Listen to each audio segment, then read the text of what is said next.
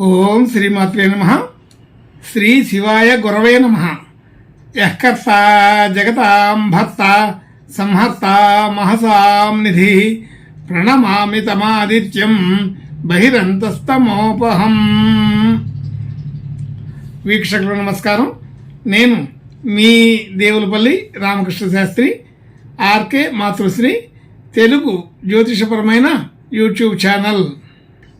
ఇప్పుడు మే నెల 26వ తేదీ నుండి జూన్ నెల 1వ తేదీ వరకు గల గ్రహ స్థితిగతులని ఒకసారి పరిశీలన చేద్దాం. వృషభ రాశిలో రవి, గురు, శుక్ర గ్రహాలు,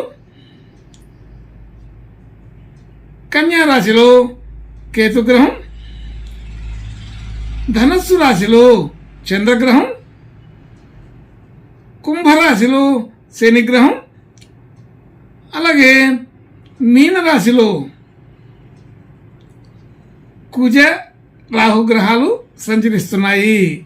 ఇటువంటి గ్రహ సంచారాన్ని అనుసరించి ఈ వారం రాశులకి వార ఫలాలు తెలుసుకుందాం. ఓం శ్రీమాత్రే నమః. ఇప్పుడు మకర రాశి వారి గురించి తెలుసుకుందాం. మకర రాశి వారికి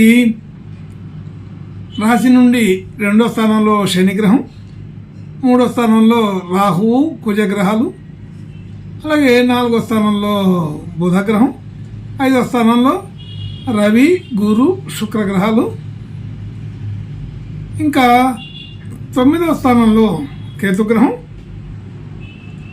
12వ స్థానంలో చంద్రగ్రహం సంచరిస్తున్నాయి. ఇటువంటి గ్రహ సంచారాన్ని అనుసరించి ఈ వారం ఈ మకర రాశి వారికి కొంత మధ్యస్థమైన ఫలితాలే ఉన్నాయి.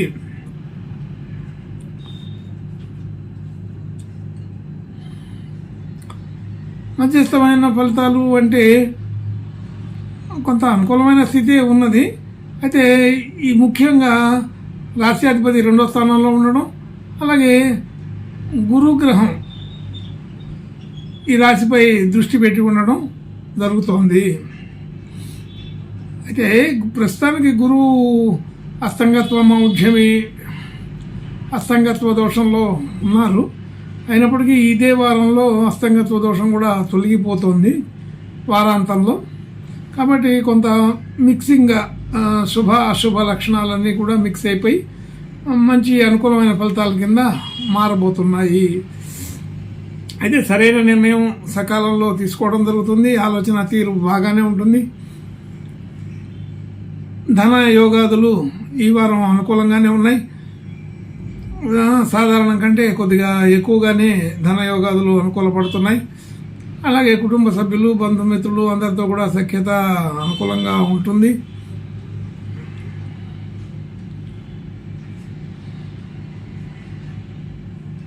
గృహ వాహన యోగాదులన్నీ కూడా సాధారణంగానే ఉన్నాయి. పెద్దగా ఇబ్బందికరమైన విషయం కాదు.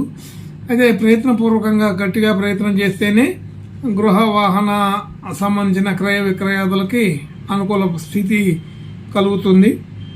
అలాగే 5వ స్థానంలో రవి, గురు, శుక్ర గ్రహాలు కలిసి ఉండడం, అందులో గురు, శుక్ర 2 గ్రహాలు అస్తంగత్వ దోషంలో ఉండడం అనేది ఇక్కడ ఒక విశేషం.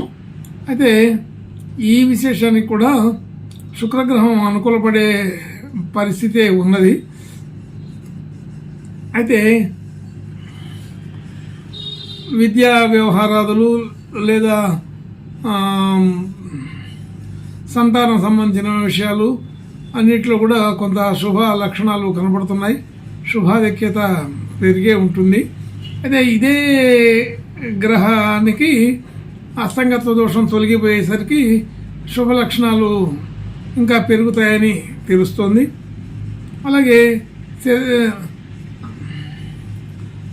అలాగే రుణ సంబంధించిన విషయాలకు వస్తే రుణాలు తగ్గించుకోగలుగుతారు బాగానే. ఆరోగ్య సంబంధించిన విషయాల్లో అనుకూలత పెరిగింది. అయితే గతంలో ఎప్పుడో ఉండే చిన్న చిన్న సమస్యలు ఏదైనా ఉంటే అవన్నీ కూడా ఈ వారంలో బయటపడి తొలగిపోవడానికి అవకాశం బాగానే ఉంది. అలాగే అందరితో కూడా మధ్యస్థమైనటువంటి బాంధవ్యాలు కలిగి ఉంటారు. భార్యాభర్తల మధ్య అనుకూలత సాధారణంగా ఉంటుంది. అలాగే పెట్టిన పెట్టుబడులు, డిపాజిట్లు అలాంటివన్నీ కూడా సానుకూలంగానే ఉంటాయి, ఉపయోగపడే పరిస్థితి ఉంటుంది. అదే మనం చేసిన పనులన్నిటికీ వృద్ధికరమైనటువంటి పరిస్థితి కనపడుతుంది. అలాగే భాగ్యం వృద్ధి అవుతుంది. భాగ్యస్థానంలో కేతు ఉన్నాడు. ఆ కేతువు పైన కుజరాహువుల దృష్టి ఉంది, అలాగే గురువుగారి దృష్టి ఉంది. ఇవంతా కూడా శుభ లక్షణాలు పెరిగి ఉన్నాయి కాబట్టి భాగ్యస్థితి ఉన్నతంగానే ఉంటుందని తెలుస్తుంది. అలాగే రాజ్య సంబంధంగా విషయాలకు వస్తే ఉద్యోగ స్థితి, ఉద్యోగ వ్యవహారాదులు కొంత మిశ్రమ ఫలితాల్లో ఉంటాయి. అనుకూలత ఉండి కొంత ప్రతికూలత కూడా ఉంటుంది. కొత్తగా ప్రయత్నాలు చేసే వాళ్ళకైతేనేమో ఇది అంత అనుకూలంగా కాదు ఈ వారంలో. అయితే పాతగా చాలా రోజుల నుంచి ఉద్యోగం చేసే వాళ్ళకైతే ఇది అనుకూలంగానే ఉంటుంది. అలాగే మనం చేసిన పనులకి గుర్తింపు, గౌరవాలు అన్నీ కలుగుతాయి. మరి ఆర్థికపరమైన ఖర్చులు కూడా సాధారణంగానే ఉంటాయి, పెద్దగా ఇబ్బందికరమైన విషయాలు అయితే ఉండవు. అయితే ఇంకొక విధంగా కూడా ఆలోచన చేస్తే ఈ మకర రాశి వారికి ఈ వారం కొత్త ముందస్తుగా అన్ని రకాల విషయాలని ముందుగానే చెప్పగలగడం, ఆలోచన చేయగలగడం అనేది ఒకటి కుదురుతుంది. అంటే ఏదైనా చిన్న చిన్న విషయాలు, గెలుపు ఓటముల గురించి కానీ మరొక విషయాల్లో కానీ అంచనాలు, వీళ్ళ అంచనాలు కరెక్ట్ అవుతుంటాయి. ఈ అంచనాలన్నీ కూడా కొంత అనుకూలంగానే ఉంటాయి. కానీ ఏదైతే వీరి మనసులోకి వస్తుందో అది బయటకు చెప్పే లోపల అది నిజమవుతుంది. కానీ ఆ చెప్పిన క్రెడిట్ అనేది వీరి దగ్గర ఉండదు. వీరు చెప్పే లోపలే విషయాలు జరిగిపోతూ ఉంటాయి. ఇది నేను అనుకున్న విషయమే, నేను చెప్పాలనుకున్న విషయమే, నాకు తెలిసిన విషయమే అన్నట్టుగా ఉంటుంది. కానీ ఆ చెప్పిన పేరు ప్రఖ్యాతులన్నీ కూడా మరొకళ్ళగా వెళ్తుంటాయి. అట్లా అన్ని రకాల విషయాలు తెలిసి కూడా ఆ తెలిసి ప్రకటించే లోపల విషయానికి మరొకరి పేరు మీద వెళ్ళిపోతూ ఉంటాయి. ఇలాంటి లక్షణాలు చిత్రంగా కనపడుతుంటాయి ఈ వారంలో.